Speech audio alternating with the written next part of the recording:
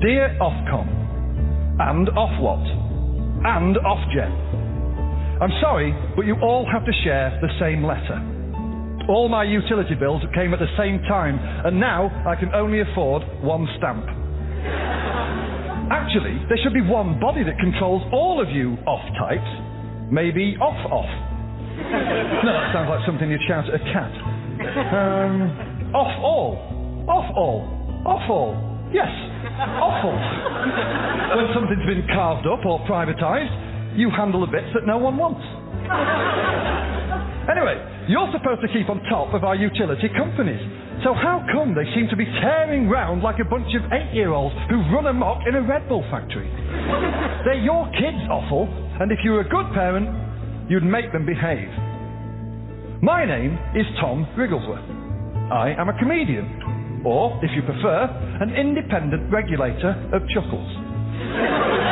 You can call me Off Tom.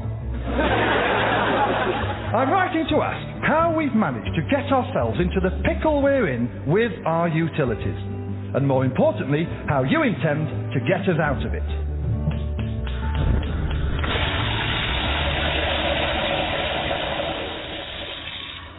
The world of utilities is very simple, if you're playing Monopoly.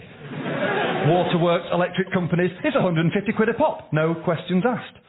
In the real world, things are a bit more complicated. Explain to someone how utilities work and they'll either be confused silly or bored stupid. And the utility companies take advantage of this to pull the wool over our eyes, to lead us up the garden path and take us to the cleaners. Let me give you an example of their antics. And Ofcom, I'm talking about your youngest child here, the new kid on the utilities block, mobile phones.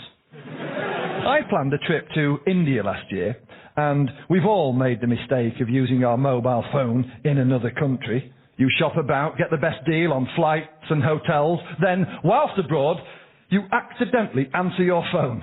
And the money you've saved evaporates. You might as well have turned up at the airport firing £50 notes out of a cannon. So before I left, I had the foresight to call my mobile operator to see if I could update my tariff or purchase some abroad minutes to avoid having a bill so extortionate that when I got home, I'd have to sell a kidney. The first person I spoke to was enthusiastic but ultimately helpless. A sort of call centre Nick Clegg. She explained that she was in sales, whereas I needed to speak to someone in the tariffs department. All the lines are busy at the moment, said Nicky Clegg. I'll have someone call you back. Minutes later, the phone rang. I answered, and this guy introduces himself as Nigel from Tariffs. Now, I think it's a shame that call centres have moved abroad, but I understand why they do it. We just have to accept that it's not always possible to exploit people as effectively in the UK as it is in other countries. But what I don't like is when the call centre operatives pretend they are calling from mainland Britain. Nigel from Tariffs said, "How are you today?" I said, I'm all right, but I'll be better when this cold snap's over. He said, "Oh, yes, sir, I know what you mean, very cold snap." I then pointed out that it was actually mid-June. And the UK was basking in a heatwave. I'd snared him in a web of his own deceit. I said, "Please, just be honest. Where are you calling from?" And that's when Nigel from Tariffs told me he was actually Nimesh from Bangalore. "But," he said, "that doesn't mean I can't help you." I said, "Oh, God, no, absolutely not. No, the fact you're in Bangalore doesn't mean you can't help me. No, that's not what I meant at all. No, it's my entire life experience of dealing with call centres that suggests you can't help me." I told him I was about to visit India, and was there anything I could do to bring down the cost of my international calls? He checked and said, "Well, the current price of a call from India to the UK is £1.50 a minute. But I'm pleased to say that if you pay an extra £5 a month, you can go onto our international saver tariff, meaning the call rate will be reduced to £1.40. What? I said, £1.40? You consider £1.40 to be a reduced rate? It'll cost me £1 to say hello. £1.40 a minute, and you pay £5 up front just to get ripped off a little bit less. It'd be cheaper to send a message tied to the back of an aeroplane. Then I thought, hang on, Nigel, Bangalore is pretty much where I'm going on my holiday. And you seem to be calling the UK without flinching at the price.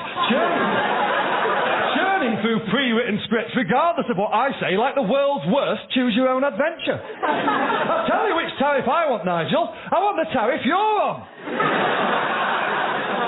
But of course, that tariff wasn't available to me and they couldn't tell me why. And this is typical of the utility companies. They make it up as they go along, like a child playing shop. We all dread dealing with them. I'm scared to move house again, not because of the volatile property market, but because it'll mean days spent on hold to N-Power, grappling with suicidal thoughts. It always seems much more complicated than it needs to be. For example, I used to live in a shared house, where we had cleaning rotas, toilet paper wars, and people writing their names on food in the fridge. This is a confusing system because one of my housemates was called Flora. One day, I said to her, Flora, I'm moving out. Things have moved up a gear with my girlfriend. We want to get it together, settle down and start raising a mortgage. I'm moving on. Now, in this shared house, we all shared the cost of the bills. And we each had a bill in our name to share the responsibility. For example, Flora had the telephone because she couldn't half chat. Derek had the gas because he was vegetarian. And I dealt with the waterboard because of my love of illegal torture. So, I was ready to move out and I called the waterboard to explain that they needed to change the name on the bill. Now, we're dealing with water here, running water. Surely changing the name on the bill should have been pretty standard fare. It was as if I'd asked the waterboard to find me the secret of perpetual motion or come up with a new prime number. Such was the rigid wall of confusion and indifference I slammed into. Challenge number 1 was to type in my handy 24-digit long customer reference code. This is a nerve-wracking affair because one false move sees you right back at the start, like some sort of telephonic snakes and ladders. It's absolutely terrifying. 24 digits, and the further on you get, the more you've got to lose. If you've ever wanted to go on Deal or No Deal, but have an entirely rational phobia of Noel Edmonds, this is the next best thing. By the time I typed in the 24-digit customer reference code, I was a shivering, nervous wreck. I was then met with a human voice, who set about laying down challenge number 2, verbally reciting the 24-digit customer reference code. This had to be done mainly from memory, as my vision was badly blurred from the tears of frustration. I said to the human voice, I need you to take my name off the bill and put my soon-to-be ex-flatmate Flora on there. I'm moving house. All right, said the voice. Are you moving house? Promising start, I thought. Is the new person there? She said. I need to speak to her, you see, to prove herself. Oh, yes, young Skywalker. Before you are ready to take on the awesome responsibilities of a water bill, you must first prove yourself. I told them, I said Flora wasn't at home. She was out for the night with her mates getting high on polyunsaturates. Right, she said. I'm afraid I can't help unless she's there. You'll have to get her to call us. Okay. So I left a message for Flora to call the waterboard, which she did. But without being the name on the account, she had no chance. The person she spoke to could barely change a CD, never mind a name on a bill. So I called them again and said, please, can you help? How do we change the name on the bill? I'm sure it can't be this complicated. They said the easiest thing would be for me to call them with Flora there, so they could speak to us both. Madness! Why do you need to speak to us both together? We're trying to change a name on a bill, not adopt a child. It was becoming impossible. So I wrote to the water company saying, right, this is my name, my work phone number, my email address, everything. This is my friend Flora's name, her work phone number, and email, everything. Please call me when you need to and then call her, but just change the name on the bill. And can you guess what they did? Nothing. Absolutely nothing. The bill went overdue to the point where the waterboard closed the account and nearly cut them off. 6 months later, I had bailiffs coming round my flat chasing the money. To change the name on the bill took us 3 months and cost £80 in late fees and charges. It would have been cheaper and easier for Flora to change her name by deed poll. I called the waterboard again and said, this is outrageous! You've sent debt collectors round to my new flat after I gave you all the info you needed. How could you let this happen? All right, said the bloke. I agree this sounds very bad. I'm sure I can help. At last, I said, someone that can help. Thank you. My pleasure, sir. Now, if I could just take your 24-digit customer reference code. It does feel that when you speak to utility companies that you're being tested in some way. Maybe heaven exists and the only way in is to tolerate these challenges. Failure means going to hell, where the gas bill must be massive. Because all we want are the things to work, whether it's water, gas or electricity. Just keep the stuff flowing and charge us a fair price. Instead, we get given all this choice of supplier. They keep telling us we benefit from choice, but choice is not necessarily a good thing. Sometimes choice can be the last thing you want. I mean, if you're walking down a high street looking for a bite to eat, you want a few options. That's fair enough. But once, I was on a mountainside, in a remote beauty spot, on a freezing cold day.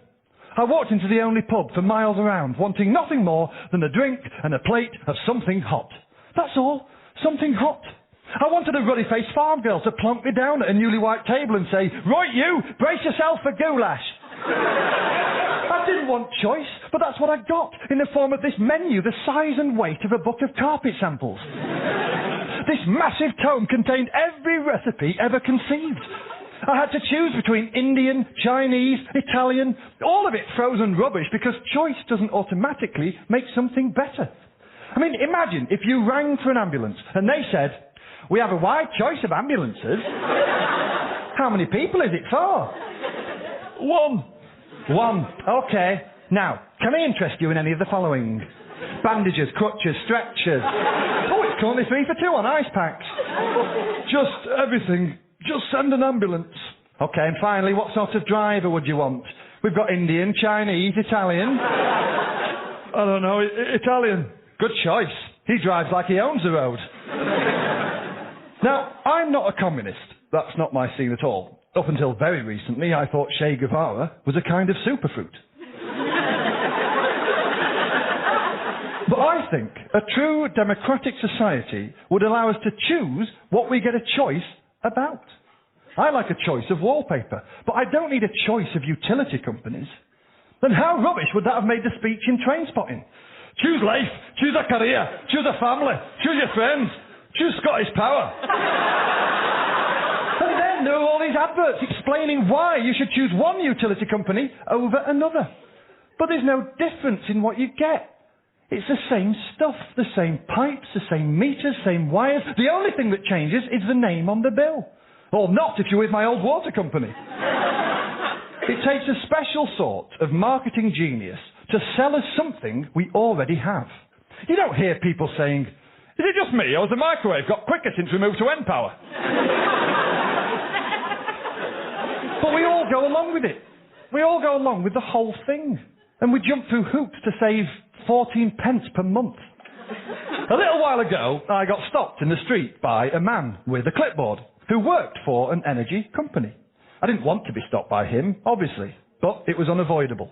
I'd already crossed the road to avoid talking to the charity collector. And I'd only gone down that road to evade a pack of market researchers.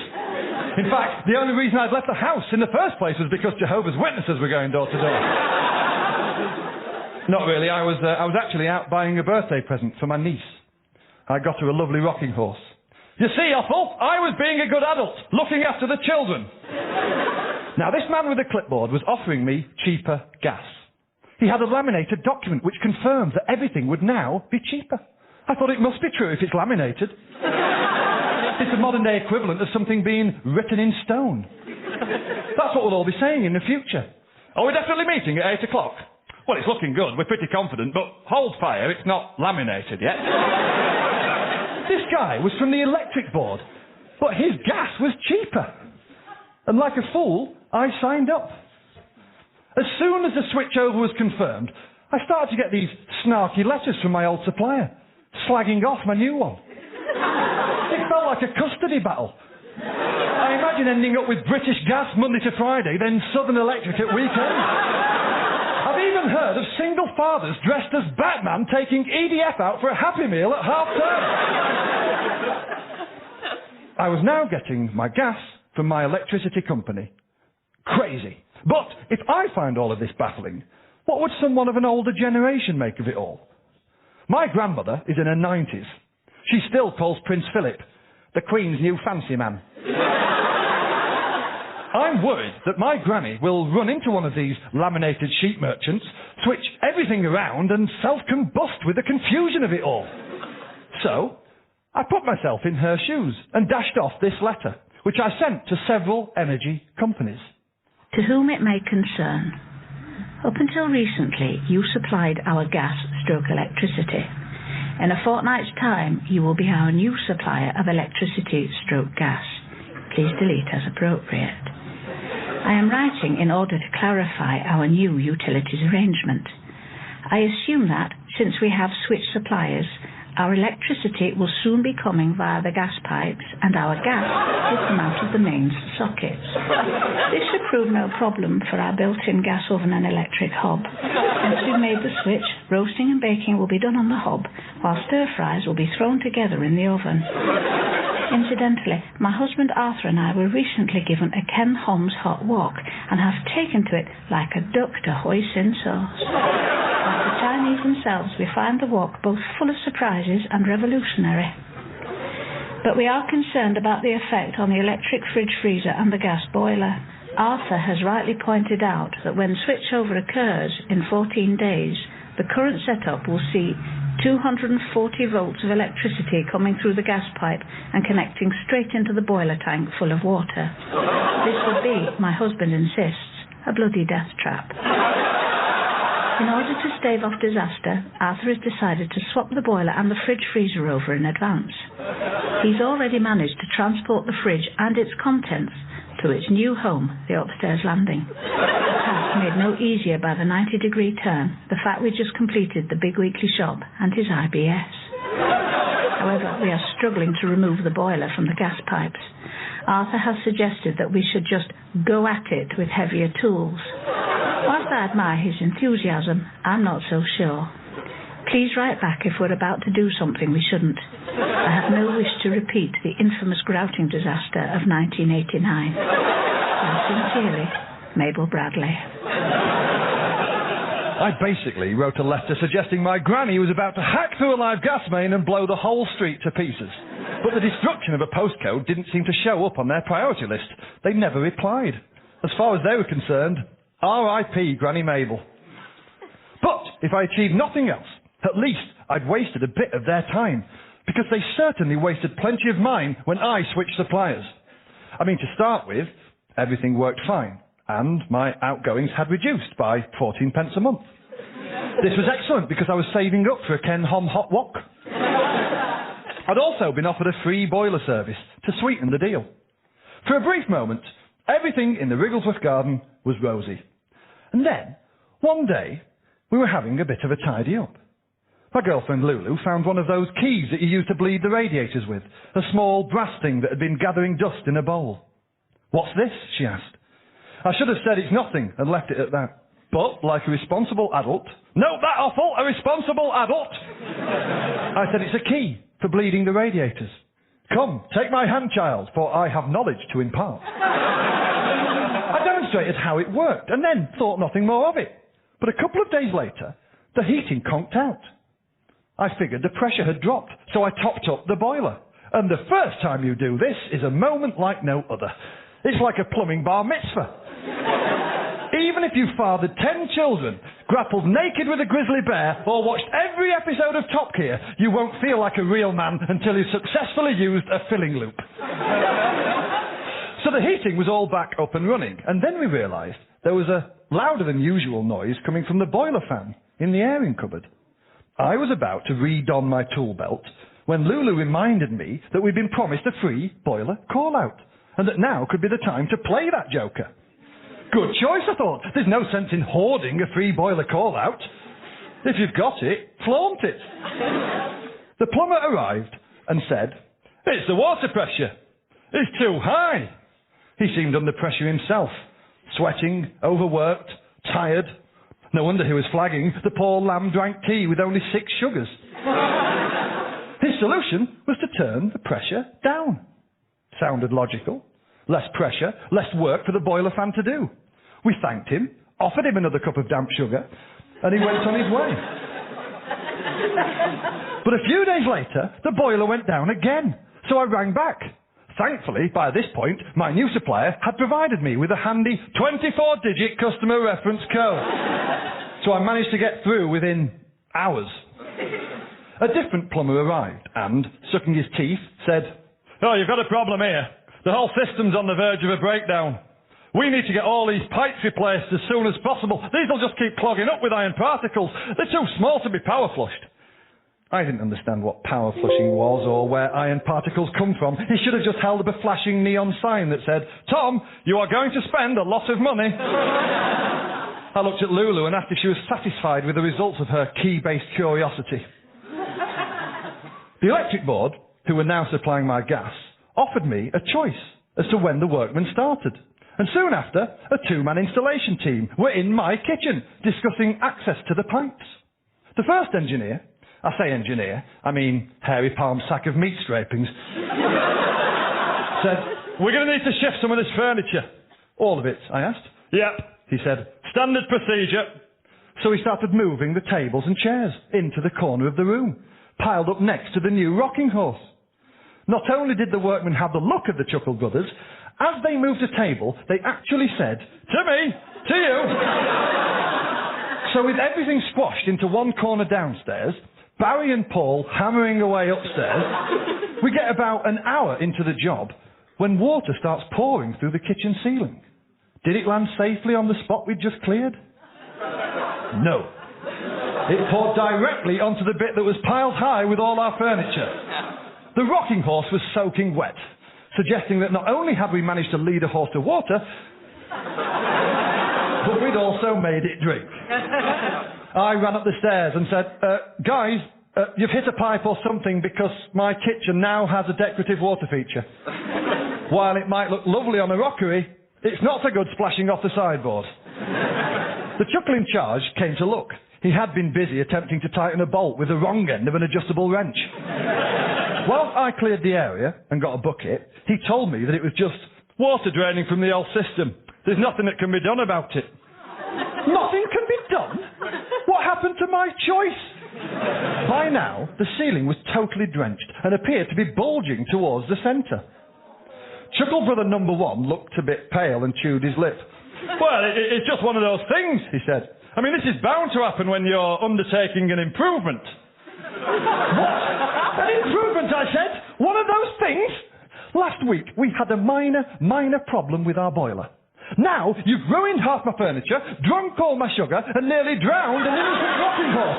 And you tell me it's undertaking an improvement?"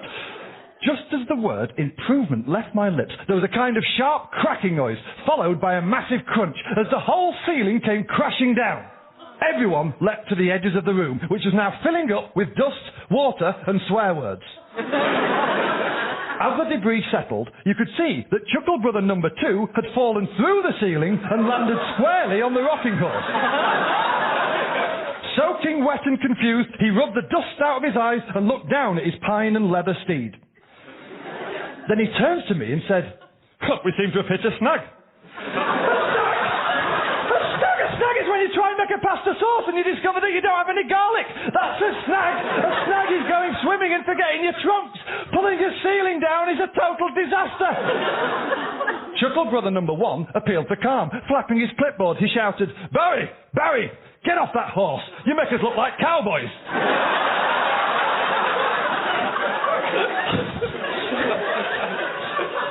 Barry got off the rocking horse, picked up the massive hammer he'd used to smash holes in my house and said, "Well, I don't know how that could have happened. It must have been on the verge of a breakdown." "You've brought my ceiling down," I screamed. "I'll tell you what's on the verge of a breakdown. Me!"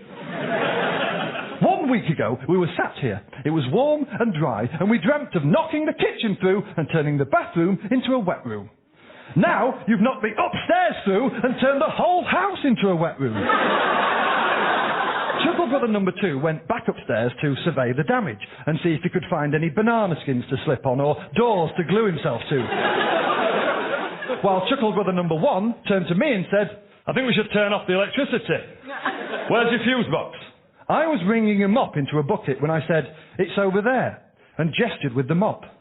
He starts looking in the wrong cupboard. I said, "No, on your left," moving the mop to the left. Then it dawned on me that this mop was like a massive joystick, and I was directing this mustachioed plumber around my kitchen. A genuine real-life Mario game.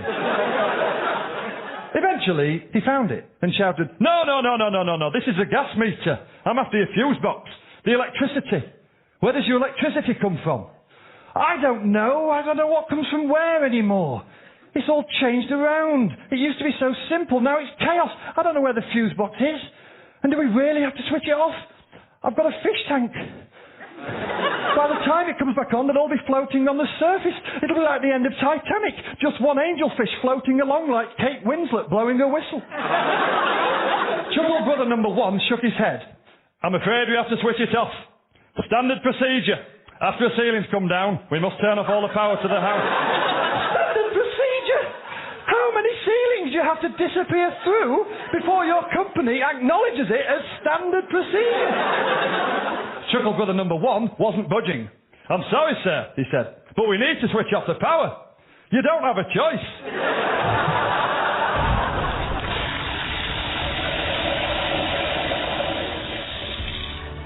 So there you have it. Awful. It's a choice that's been the problem all along. And what good is all this choice if all it causes is more problems? What's the point in us switching utilities if it just means we'll be overrun by useless incompetence with moustaches and laminated clipboards? We would all be much happier if gas companies just sold gas, and electric companies just sold electricity, and if communication companies actually communicated with their customers. Why not make that standard procedure? So let's do something about it. If Ofwat won't stop these companies from making everything more complicated than it needs to be, then, well, we'll make a stand and simply stop paying, even if it is our name on the bill. Because after all, it is still our choice. Yours sincerely, Tom Wrigglesworth.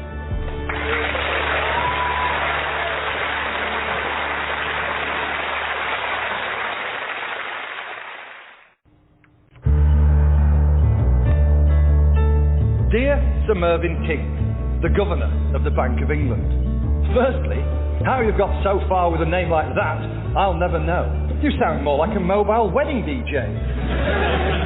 My name is Tom Wrigglesworth. How I've got this far with a name like that, I'll never know. Now, Mervyn, or can I call you the King? I have some broad queries about the banking industry. When did banks start treating their customers with all the care and attention of an airport baggage handler with one arm? Why, in the middle of a government bailout, are the banks still allowed to privatise the profit and nationalise the debt? And who on earth commissioned those excruciating bank adverts set in a radio station? Basically, we need to talk money, Merv.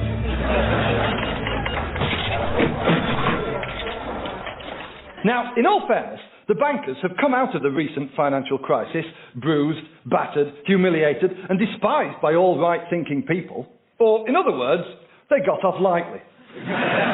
We didn't used to have this troubled relationship with our banks. When I was a child, the bank manager was a genial, rotund chap with a bowler hat, umbrella and copy of the Financial Times. He was on a roll call of people, alongside the plumber, doctor and policeman, who everyone knew and got along with. Basically, I lived in Trumpton. My parents used to keep the bank manager's number, along with all the other important numbers, in a personal contacts book. This eventually gave way to a magical device where you held a letter down, pressed a button, and the top flipped open, revealing the corresponding contact. Seems simple now, but in 1980s Sheffield, this was considered a feat of engineering to rival the Large Hadron Collider. And like the Hadron Collider, the atmosphere was tense when it was used for the first time. Soon after that, filofaxes were all the rage, and the numbers were copied again. Then, with a level of excitement not seen since the invention of the flippy-up thing, the numbers were manually entered into a tiny electronic organiser. This was such a tedious process that by the time my parents had finished, most of the people in it had already moved house. In the end, my parents settled on the ultimate number storage solution, a piece of card by the phone. But there is no mention on that card of a bank manager or even a branch number. Relegated to the bottom of the list, scrawled on as an afterthought, are the words bank, then in brackets, customer services, followed by a faceless, impersonal and geographically ambiguous 0845 number. Now, back in the days of the kindly bank manager, everybody was charged for having an account. It seems unbelievable now, but the banks actually worked for you. What a topsy-turvy world that was. And then one day, one bank offered an account for free. And so soon enough, every bank had removed their monthly fees. Seems smashing for the customer, but of course, there's no such thing as a free lunch, unless you count eating KFC from a bin. Getting rid of account charges left a hole in the bank's finances, and to fill it, they came up with a plan. They introduced cheeky little incentives to stop us from going a few quid overdrawn. I say cheeky little incentives, it depends on who you ask. The banks call them honest, fair and contractually legal tariffs. The rest of us call them the biggest rip-off since King Kong went for a back, sack and crack. And the banks didn't stop there. They wanted to confuse and terrify us even more, like Kerry Katona. And so they introduced the concept of banking time. This essentially meant that money could go out of our account in the blink of a computerised eye. But the banks still kept a 3-day clearance period for monies going into our account. The reasons for this are only fully understood by the academic elite, people like Professor Stephen Hawking or Howard from the Halifax. But the bottom line was that it suddenly became even easier for the customer to slip up and go overdrawn. And we've all fallen foul of that one. Going 10 pence overdrawn and being charged £30. Banks have even been known to write to customers, warning them that they are low on funds, charging them for sending the letter, which puts them in the red, and then charging them again for going overdrawn. It's like giving someone with diarrhoea a laxative and then sending them the bill for cleaning the carpet. Of course, the plus side to all this automation was that it saved us time. But the banks didn't want that. They wanted to claw our time back. The answer was to force customers to communicate with their banks only via a call centre. And so it began. Swathes of greenbelt land were given over to allow the erection of open-plan, flat-pack misery chambers. Hell with fluorescent lighting, presided over by target-driven scumbags whose attitude to customer care is equivalent to a nurse in an old people's home whipping back the curtain and shouting, "Will you be much longer? Can I bring you a heavier pillow?" And so now it's virtually impossible to have a simple conversation with your bank. I recently ran into trouble on a trip to India when I decided to buy some glasses. The optician got out one of those letter charts for me to read. GWHC, I said. "Oh dear," he replied, before putting some larger letters up.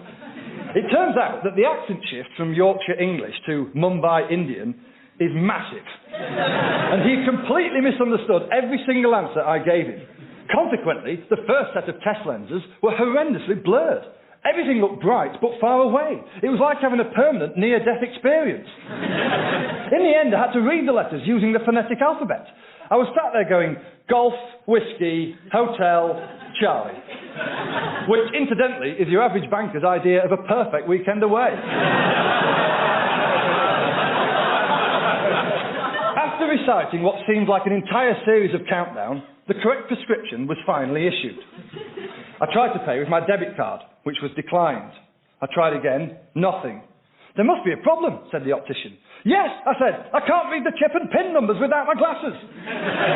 But they wouldn't give me the glasses until I paid for them. So I called up the bank. It was an automated system, and I delivered the first line of my address, my postcode, and my card number. The computerised voice then spoke back, informing me that I had just successfully purchased 2 tickets for the Friday matinee of Stomp at the High Wycombe Swan. I desperately needed those glasses. I redialed. I got the bank and selected the option for, "If your card has been declined." Naturally, I was placed on hold and was rewarded by having Justin Bieber blasted into my ears as if I was an uncooperative detainee in a US Army prison. So there I was, apparently broke in Mumbai, yet somehow paying £1.50 a minute to listen to Justin Bieber. I mean, stone the crows, if I have to listen to the Bieber, I really feel that I should be the one being paid. Eventually, the mental torture ended, and a voice said, "Can I help you?" "Yes," I began. Do you sell paddles? Because you've left me stranded up shit creek without one. My card's been stopped. There was some more tapping of buttons, another verse from the Beaver, then the voice returned and told me the astounding news that my card had indeed been stopped. I know, I said, but why? Oh, well, said the voice, according to our records, someone was attempting to use your card. In Mumbai. Yes, me! I'm here in Mumbai. Well, how are we supposed to know that was you? Argued the voice. Well, a fair point, but indulge me, okay? Read me back the last transactions since Monday. All right, said the voice. The first one is a train ticket. Yes, that's a train ticket to Heathrow Airport. Please don't get angry, sir. We can't see the destination. All right, I accept that. But what's the next one? The next one is £7.99 from a bookshop in Heathrow Airport. Exactly, Sherlock. That's me buying a guidebook for Mumbai. Sir, we cannot deduce your final destination from a bookshop at an airport.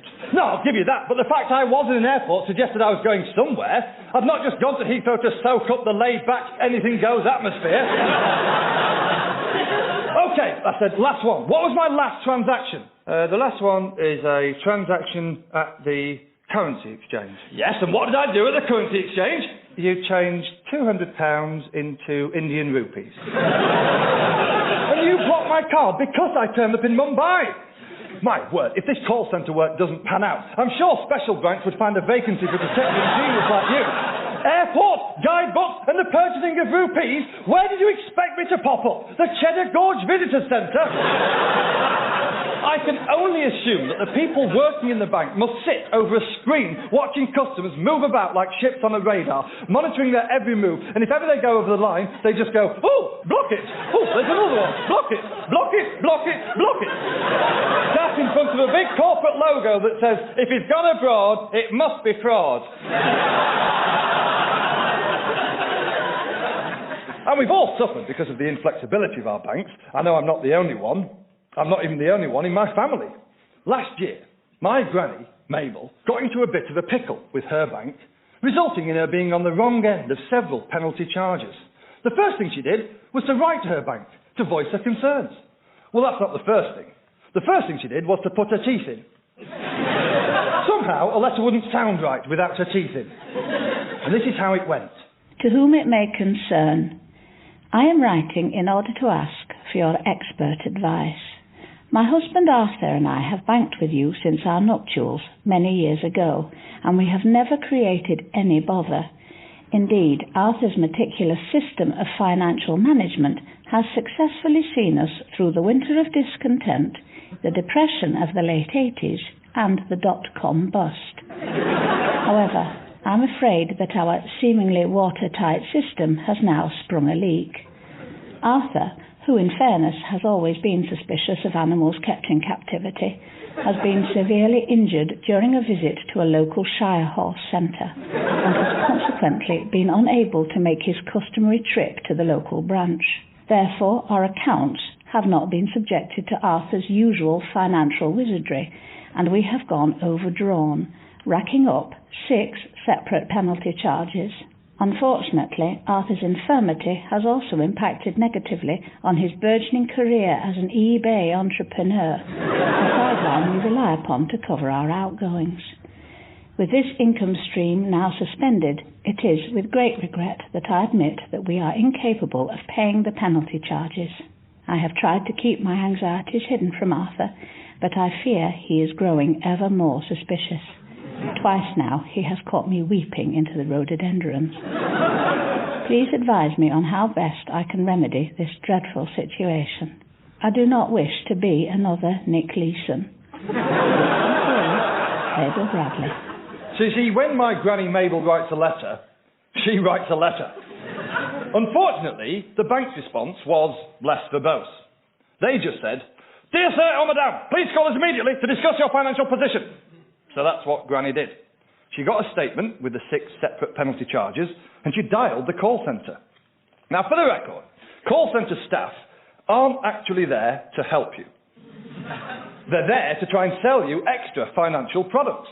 And they can be classified into 3 categories: There's menopausal women, perky and chatty but with an undercurrent of savage violence.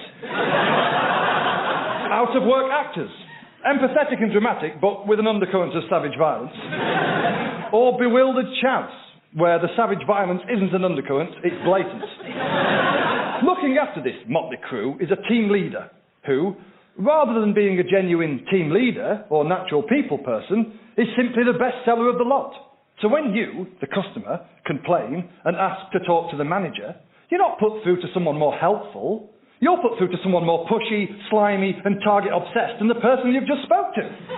If you keep on complaining, you get referred further up the line to the pushier and pushier and slimier until finally you get to chat with the top dog, Satan himself. And he's the one who chose the Justin Bieber music.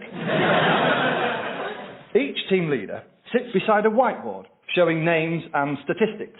How many calls they've fielded, how many loans they've touted out, how many befuddled customers they've left wanting to hang themselves with their own telephone cord. One day, these whiteboards will all be collected up and handed over to the call centre's crime tribunal in Nuremberg, where the team leaders will be held accountable for their despicable actions. Anyway, one morning, my granny called the bank. It was about 10:15 a.m. At 2:55 p.m, she finally got to speak to a human being, when she was put through to a man called Clint. "Hello," said Mabel. "I'm phoning you about the letter." "Oh, which letter?" replied Clint. "Don't you which letter me," she snapped. "The one I sent you. You don't really want to cross my granny. She saw off Hitler and still refuses to acknowledge the £2 coin." Now, Clint was no stranger to the odd irate or confused customer, but it's fair to say he wasn't the typical call centre drone either. In fact, due to an unaccountable recruitment error, it appeared the call centre had accidentally employed a decent human being.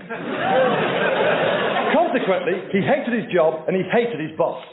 Clint and his team leader, Mike, did not see eye to eye. Their most recent clash was over the bank charge refunds. Do you remember all this? It all started when one person contested the fact that going just £1 over your limit would automatically cause a fine of £30. These penalty charges had been going on for years before anyone suggested there might be something wrong with them. Suddenly, a lot of people realised they were owed a lot of money. This wasn't the cat being let out of the bag. This was a tiger ripping free of a tent. So people claimed back thousands, and the banks actually paid up. A whole industry formed of companies offering to reclaim the charges on your behalf. How appalling must you have been if a whole business sector can establish itself on trying to correct you? I mean, I've occasionally overstepped the line at a party, but you'll never wake up to find the whole anti-Wrigglesworth compensation industry offering to clean your curtains or de-impregnate your daughter. Confusion reigned. The banks faced losing huge sums of money, but they were relying on their most powerful weapon, customer apathy. People just didn't believe it was such an open goal.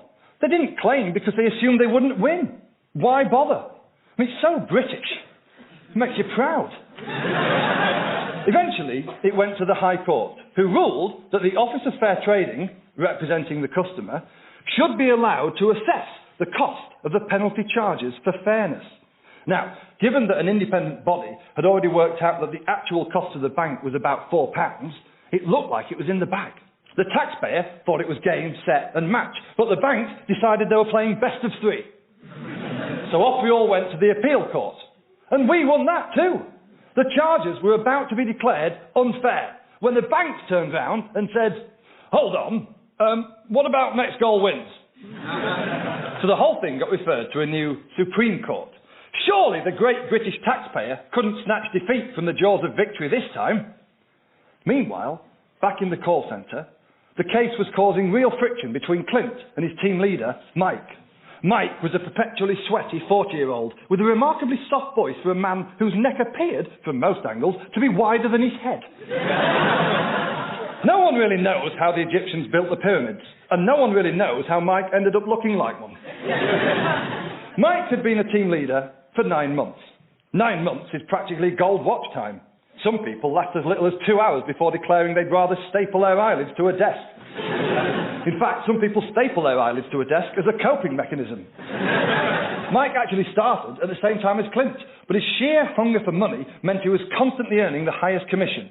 Like Gordon Gekko in a headset, he could often be heard selling a totally unnecessary ID protection scheme to a confused pensioner before punching the air, stroking his Tweety Pie tie and lumbering over to award himself a tick on the whiteboard of accumulated evil. Throughout the penalty charges case, Clint had naturally fallen on the side of the customer and would try to reimburse anyone who phoned up with a rightful claim. Mike was always quick to slap Clint down. "I'm the boss around here," he'd say. "Remember who pays your wages. It's not the customer, it's me. Without me, you're nothing, Clinty boy."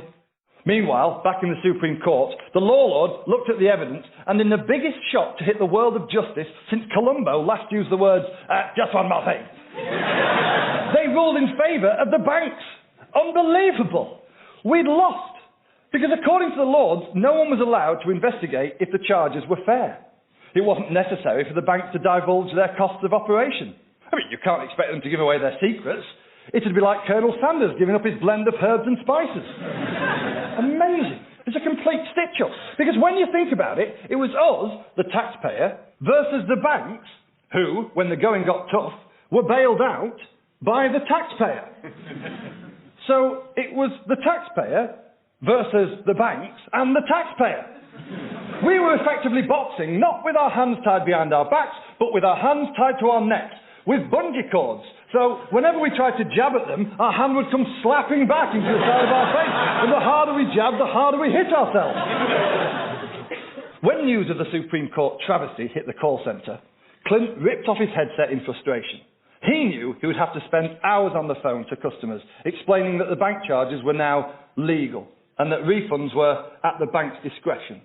As the frontline staff slumped in their seats, the team leaders, senior executives and other agents of evil couldn't have reacted more differently.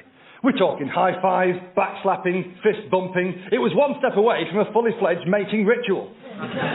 Mike, trying to impress the boss, wrapped his Tweety Pie tie around his head and declared himself a teenage mutant ninja banker. That was it for Clint. He was ready to become a call centre rebel, a Robin Hood of the financial forest, a phone ranger. So, on the phone to Granny Mabel, Clint offered a totally sympathetic ear. The problem was, all Clint's calls were monitored by Mike, and, according to policy, he wasn't allowed to offer a refund, or even disclose that he could give a refund if the customer asked for one. The only way Mabel could get one was by requesting it outright.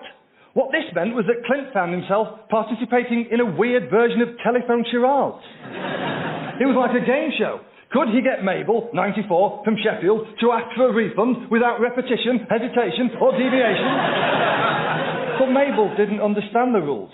She just kept saying over and over that she couldn't see how she'd racked up so many charges. She wasn't understanding Clint's subtle hints.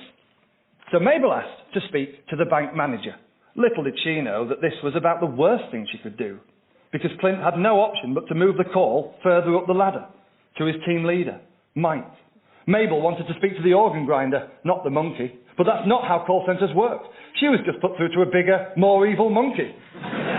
The organ grinder was off somewhere, spending his 7-figure bonus. Using his silver-tongued malicious charms, Mike convinced Mabel that the only way he could help her was if she took out a small loan to cover the charges.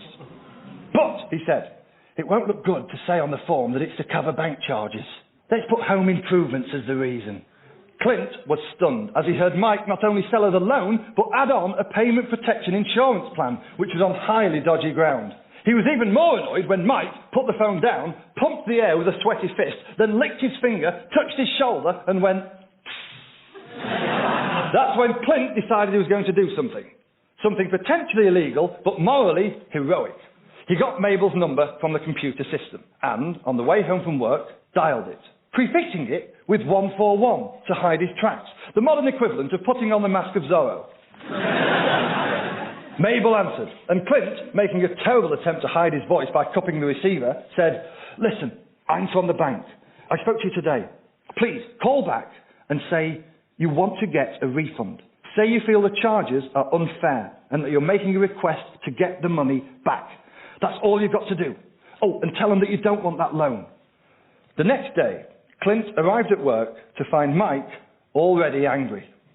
He was stood pressing his fists into the table, with the veins bulging in his neck so much that his tweety pie tie looked like a tourniquet wrapped around a drug addict's arm. Mike told Clint that the old granny had just called and cancelled her loan, costing him a month's commission. But more than that, she'd said that the nice young man she'd spoken to yesterday had told her to do it, and she wanted to put a good word in for him. On hearing this, Mike had gone straight to the bosses, and later that morning, he and Clint were called in to a meeting. Of course, this meeting wasn't with the organ grinder, it was just another step up the monkey chain of command. But the monkey who met with Mike and Clint knew his stuff. He was one smart monkey, almost PG tit standard.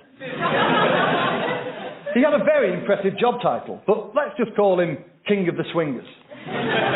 And he'd listened to all the tapes of the calls that had been made the previous day. First, he turned to Clint.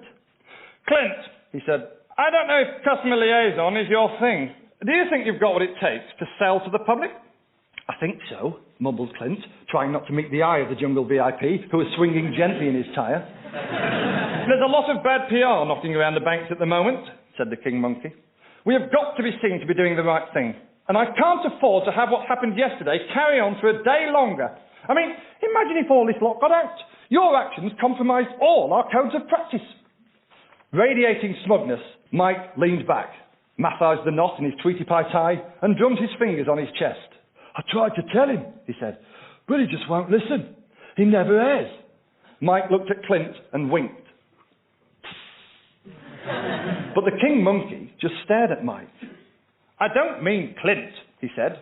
I've been through the tapes, and he didn't say anything about refunding charges, and he didn't tell her to have the loan revoked. He might be a bit soft, a bit la-di-da, a bit happy to help, but he didn't do anything wrong.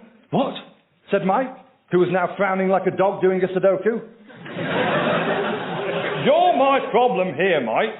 You're on tape selling that loan to the old dear. We could get properly screwed for that. Home improvements. She's 90-odd. The last time she redecorated, we still ruled India. And as for the payment protection insurance, you know full well she doesn't qualify on any counts. The whole industry is cracking down on these payment protection plans, and I've been told to root out anyone caught mis-selling them. But I'm the top seller, said Mike. I'm the team leader. I'm the boss down there. Yes, said the King Monkey, but I'm the boss up here, and you should remember who pays your wages. It's the customer, and without them, we're nothing. I'm sorry, Mikey boy, but you're fired. For the first time in his life, Mike was speechless. He just sat there, looking angry and confused, like Jeremy Clarkson at a yoga retreat. Then he launched out of his chair and stormed off, leaving the King Monkey alone with Clint, who suddenly thought he might be asked to explain man's secret of fire. Now, Clint, said the big boss, as I said, we need to be careful. The public are on our backs, and we just have to wait for all this to blow over. You know the ropes, and as you've just seen, we now have a vacancy for a team leader. How do you fancy it? The King Monkey offered his leathery palm to Clint. Clint looked at it, but then shook his head. I can't, he said. In fact, I want to resign. I've been offered another job, working in the compensation business, representing customers in claims against their banks. You might not know this, but there's a whole industry springing up. And with that, Clint got up and walked out. He found Mike pacing the corridor, sweating furiously. You're so dead, said Mike, staring daggers. But Clint just stared right back and then simply licked his finger, touched his shoulder and went...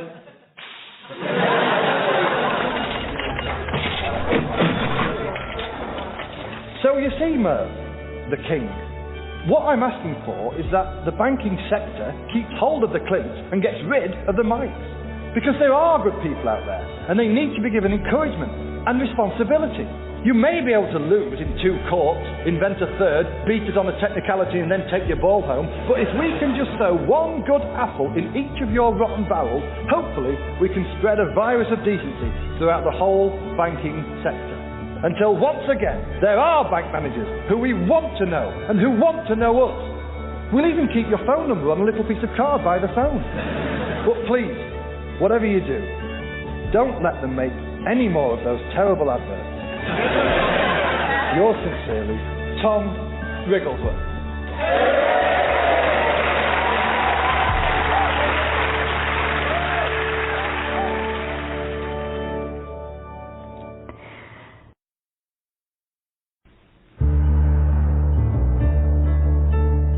Dear Kirsty and Phil, I'm writing to you largely because I don't know who else to turn to. You see, I've got a problem with estate agents, and there doesn't seem to be anyone in charge. I had a look on the internet, and if you type the 3 words, estate agents are, into Google, you will blush at the suggestion. Absolutely not safe for a 6:30 Radio 4 broadcast.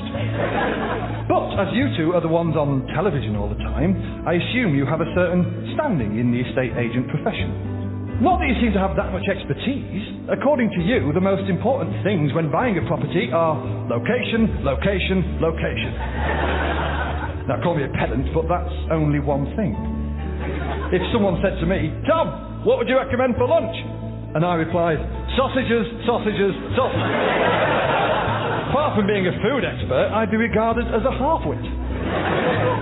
But be that as it may, Kirsty and Phil, I'm stuck with you. In fact, we're all stuck with you. We're all stuck with estate agents.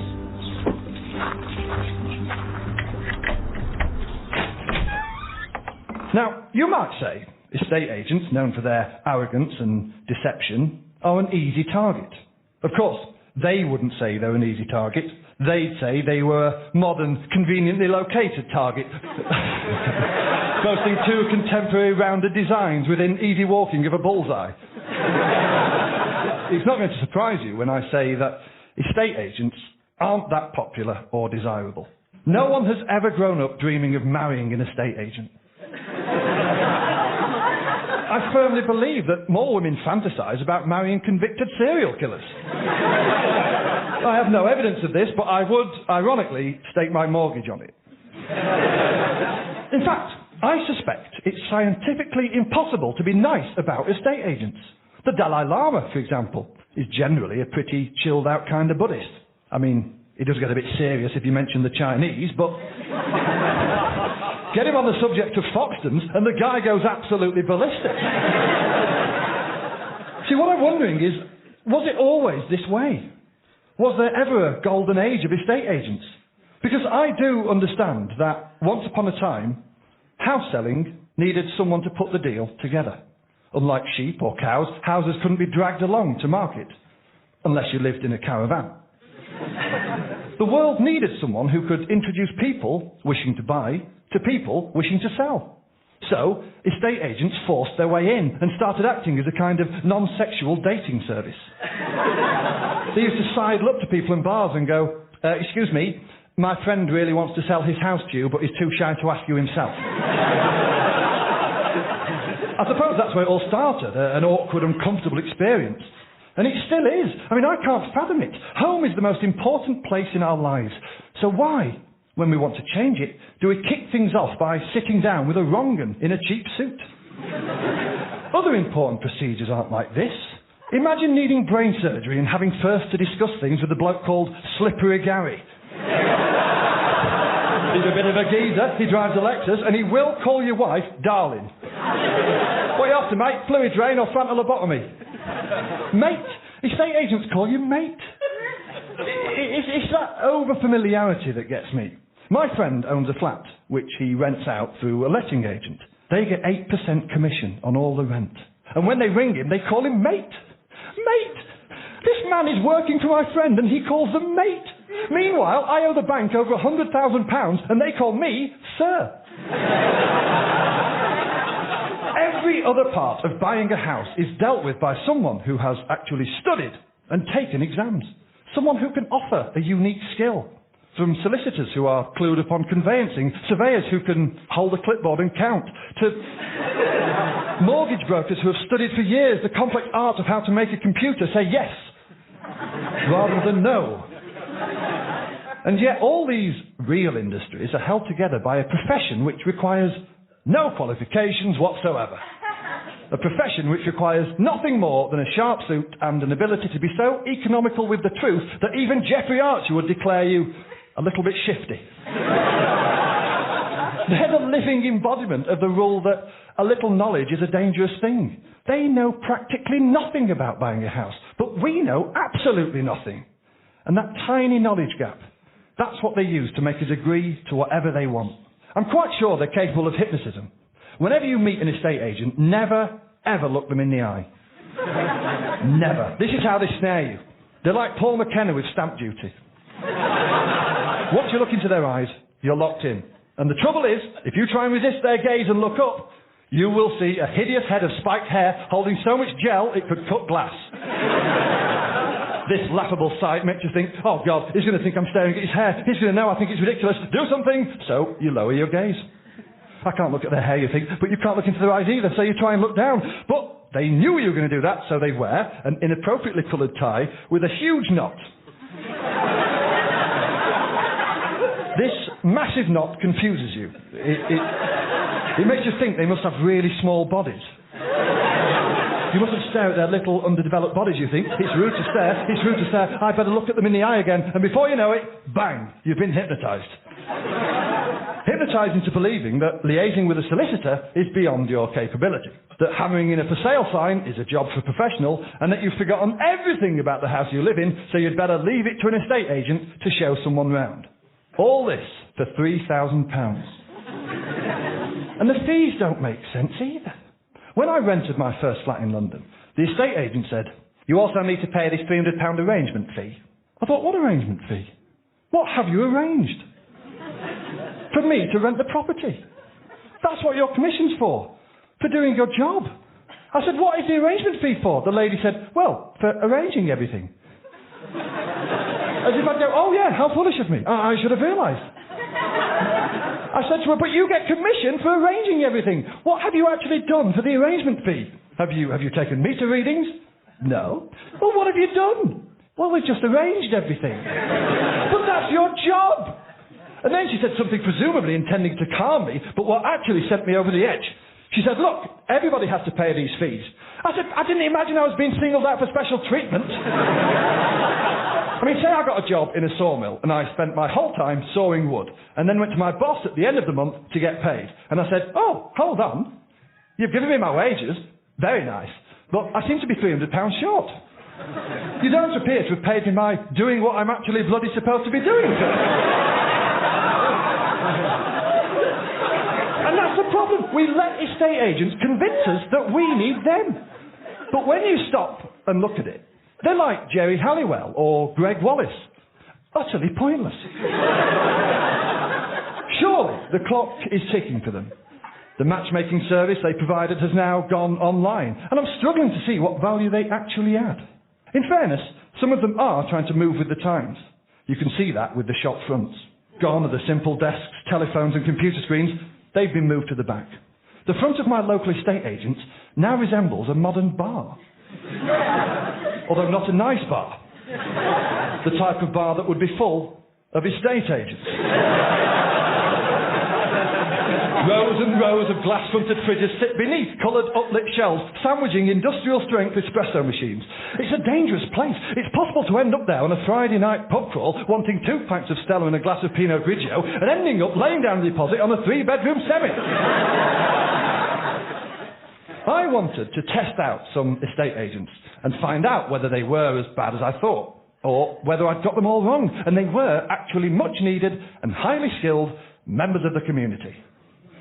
As has been customary with this show, I decided to write some time-wasting letters. And as usual, I masqueraded as my 94-year-old Granny Mabel. I wrote to a number of different estate agents offering to rent out her house in downtown Sheffield. I made sure I put in a few difficult demands just to see what they'd say. Here's the letter we sent. To whom it may concern, I'm writing to impart some excellent news. My husband Arthur, to whom luck has always been a stranger, recently took part in a phoning quiz on the television. When asked the question, what insect resembles a fat hairy wasp, he gave the correct answer, C, a bee. The upshot is that Arthur and I are soon to embark on a 6-month cruise, during which time our house will be laying empty. As a keen reader of the financial supplements and something of a budding Duncan Bannatyne, Arthur is keen to rent our house out. The property is a 3-bed semi on the outskirts of Sheffield, well known as the city that never sleeps. The house boasts all mod cons, including electric lighting throughout, clothes pulley, boot jack, and a 2-door cabinet television with excellent reception of all 3 channels. When it comes to potential tenants, we are forward-thinking and would welcome anyone, regardless of gender, colour, or within reason, BMI.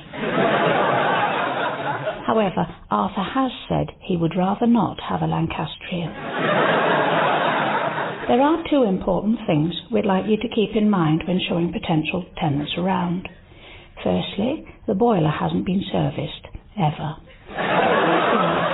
But our advice is never to switch it off, and if you stand near it for extended periods, you do so at your own risk.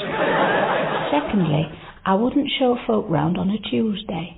A rather enthusiastic prayer group meets up next door and seems to indulge in a sort of ritual chanting. I can't make out the words myself, but Arthur seems to think they revolve around the demise of the West. Other than that, we're good to go and look forward to the offers rolling in. As Arthur is so fond of saying, there's gold in those there hills. Yours sincerely, Mabel Bradley.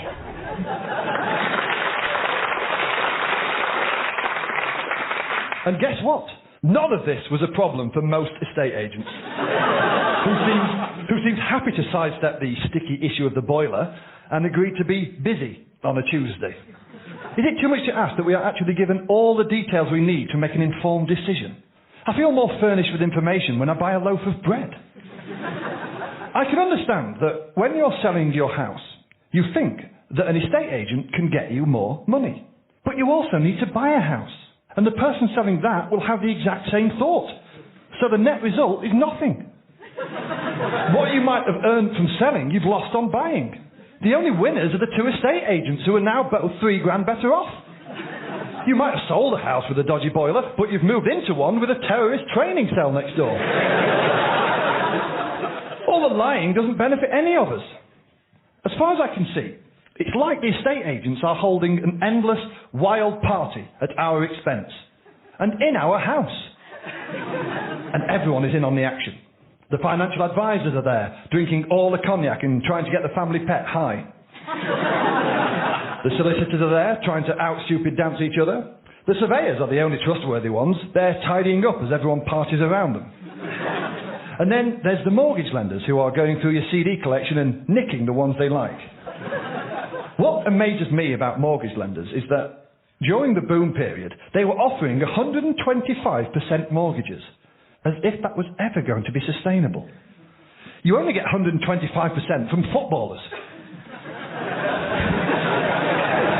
who aren't famous for their math skills. Normally, people put down a deposit for, say, 10%, and the remaining 90% is paid for by a mortgage. Some responsible lenders offered 100% mortgages, meaning the moment you signed on the dotted line, you owned none of the property. And the bank owned all of it. Therefore, if you take out a 125% mortgage, you owe the bank more than your house is worth, plunging you into negative equity and making the property ladder look more like a log flume. If you buy a house with a 125% mortgage, you actually own less of the property than when you viewed it.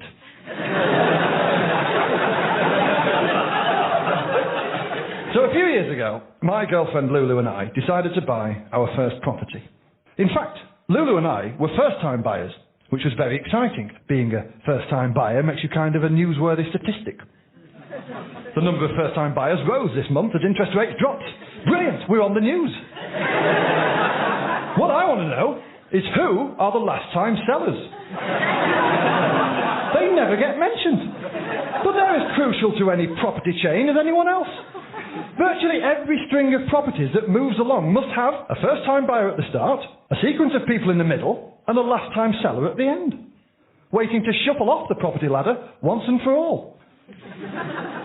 So, as first-time buyers, we knew where we wanted to live, South East London, and we knew how much we could afford. And one day, an email from the property website alerted us to a perfect-sounding 2-bed flat with original fixtures and fittings. Exactly what we were looking for. Only, sadly, the email didn't direct us to the flat. Instead, it directed us to an estate agent who had the exclusive rights to sell the property. We had no choice but to approach them and put our house-hunting heads into the lion's mouth. We arranged to meet the estate agent at 10 o'clock the next morning. Dan, your typical estate agent, swerved up onto the curb and slammed the door of his hideous branded Mini. We were expecting Dan would just show us round the flat we wanted, but no, that would be far too simple. He had a plan for the morning, which consisted of showing us 3 other properties before taking us to the one we actually liked. It was like Who Wants to Be a Millionaire? They show you the one you're interested in and then say, but we don't want to give you that. This gives us the illusion of choice, designed to make the estate agent appear to have worked on our behalf. A complete fallacy. One place we saw was a soulless city apartment. Everything was new, stylised and image conscious. Everything Dan would love, but everything I hated. And this was clearly Dan's first time looking round because he kept opening doors and speculating what was on the other side. This is a bed. Yes, a bedroom. And the bedrooms were tiny. I said, this is no good. We need to get a double bed in there. You can get a double bed in there, said Dan. Yes, but only a double bed, I said. There's no space for anything but the bed. It won't even seem like a bedroom. It'll be the room with the big step and the bouncy floor. I mean, we can look round the house by ourselves. We don't need someone to say, and this is the kitchen.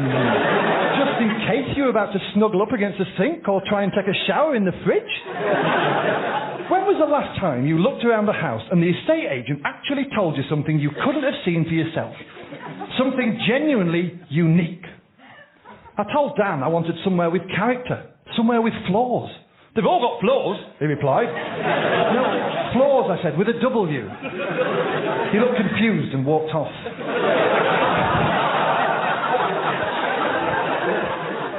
Finally, we got to the flat we wanted, and it was perfect. These huge Victorian iron radiators with fully exposed pipework caught my eye first. They looked tremendous. Dan leant into my personal space. You can have them ripped out and some proper new ones put in, no problem. And all these pipes can be boxed in. Typical, I thought.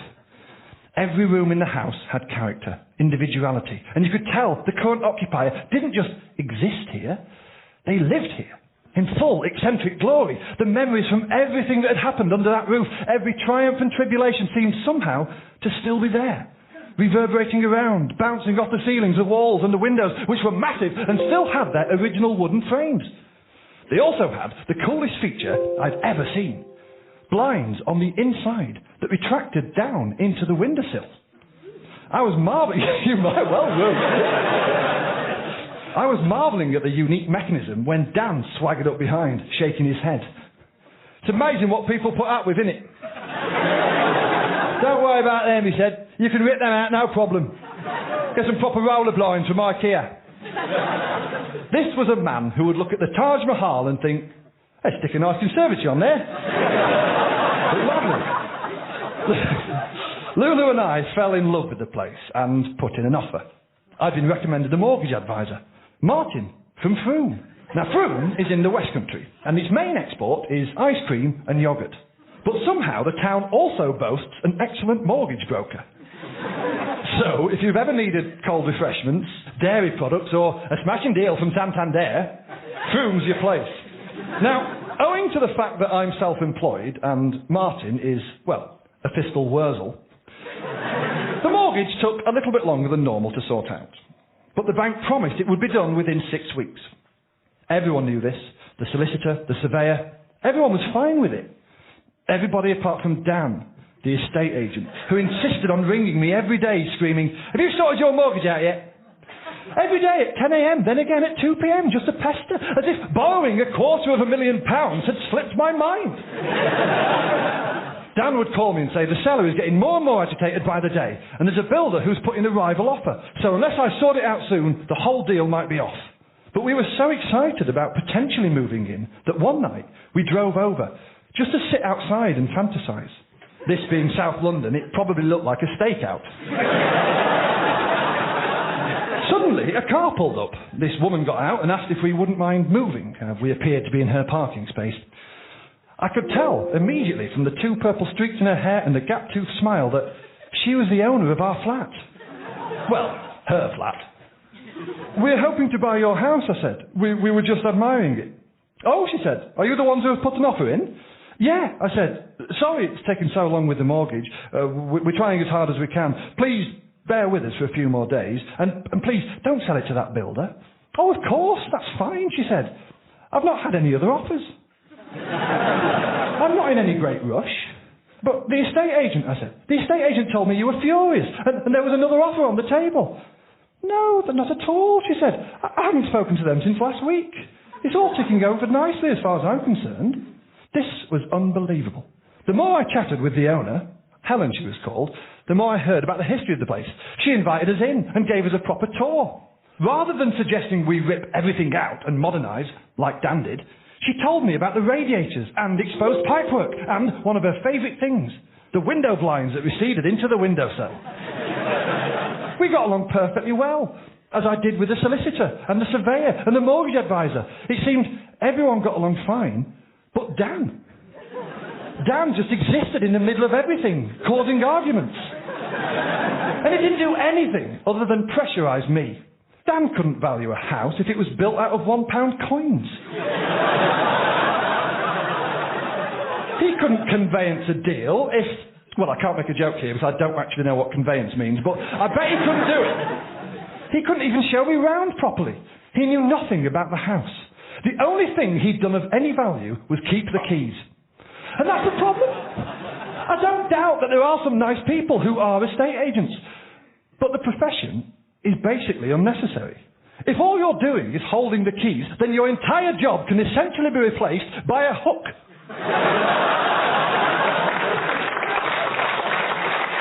Weeks passed, and we were due to hear from the mortgage people. Sure enough, Martin from Frome called me. "Hello there," he chirped. "Lovely day, innit? Bad news, I'm afraid. The banks need another day to process the paperwork." Oh, this is all I need, I thought. I can't wait to tell Dan the good news. Before I'd even finished thinking the sentence, my phone lit up with Dan's name. "What do you mean?" he screamed. "I don't believe this. I can't take any more of this. You're wasting my time." I couldn't handle any more of this. He had genuinely pushed me over the edge. So I took a deep breath, gripped the phone in both hands and snarled, "Screw you, Dan. Screw everybody. I'm walking away. How'd you like that, you myopic sob? Go on, accept the other offer. Sell the place to the builder who can rip out the radiators and box in the character." "Oh, you can't, can you? Because there is no other offer, is there, Dan? You're just a pushy, lying scum, aren't you, Dan?" Well, that's what I wanted to snarl. Instead, I actually whimpered, I'm really sorry, Dan. I'm doing everything I can." What a coward. But the very next day, tremendous news. The money had come through. The deal was finalised. The flat was ours. We were successful. First-time buyers. Everyone on the chain shuffled along.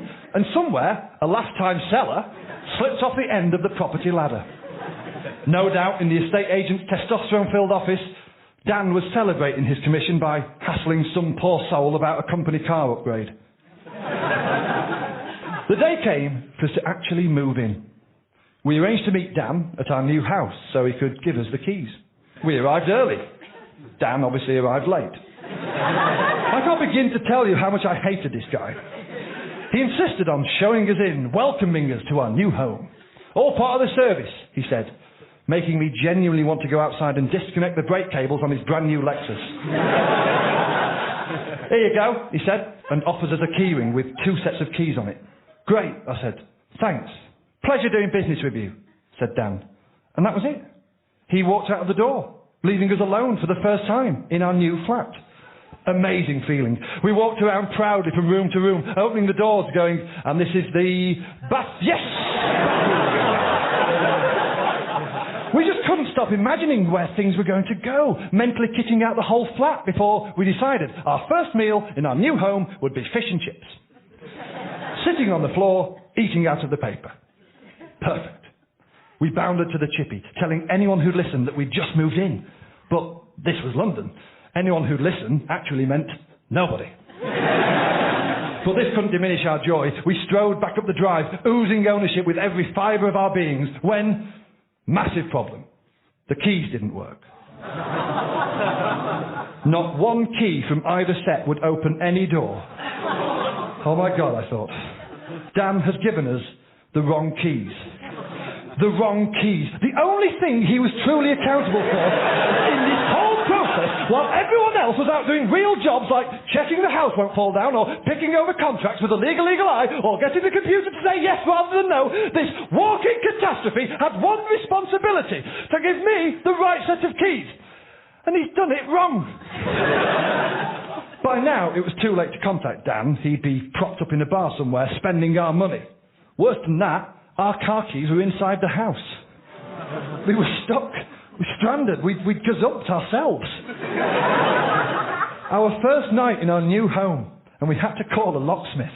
And when he arrived, he didn't believe that we lived there. How do I know you're not just squatters? Asked the locksmith. Well, I don't know, but I assure you, we've just bought this place, and we were given the wrong keys. I started to disbelieve myself. I'm sorry, mate, but I can't just go breaking into flats willy-nilly, he said. But it's ours, I promise, I can prove it. I mean, if you look through that window, through the kitchen, on the left is a study, and next to that is a bathroom. I can see that myself, said the locksmith. I don't need someone to describe what a bathroom is. Tell me something unique about the house. And I could, because it was my home, and I knew all of its features. I could describe each room in detail, because we know what makes our homes unique, and I think we can sell them better than a wrong 'un in a cheap suit.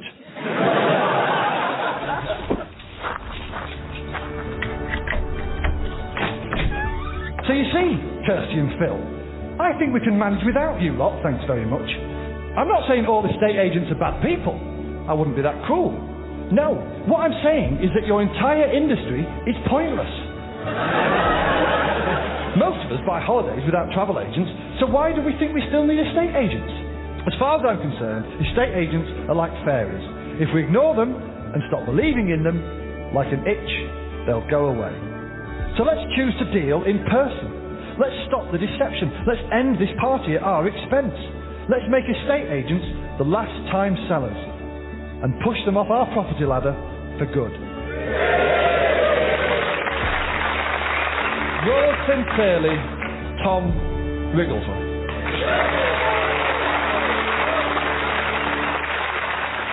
Tom Wrigglesworth's Open Letters was written and performed by Tom Wrigglesworth, with additional parts played by Joanna Monroe. Additional material was provided by James Kettle and Miles Jupp, and the producer was Simon Mayhew-Archer.